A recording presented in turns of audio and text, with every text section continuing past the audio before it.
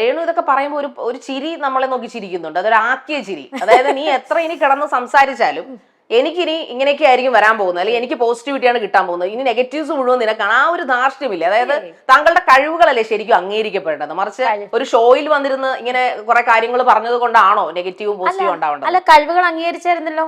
ഞാൻ കഴിഞ്ഞ ദിവസം മൂന്ന് റീൽസ് ഇട്ടു. അത് ഒറ്റ നിമിഷം ഒരു ദിവസം കൊണ്ട് തന്നെ മില്യൺസ് അടിച്ചു. അത് നമ്മുടെ ഷോ കാരണമല്ലേ? ഷോ കാരണമാണെന്ന് നിങ്ങൾ സമർത്ഥിച്ചാലോ? ഓക്കെ, സമർത്ഥിക്കല്ലോ.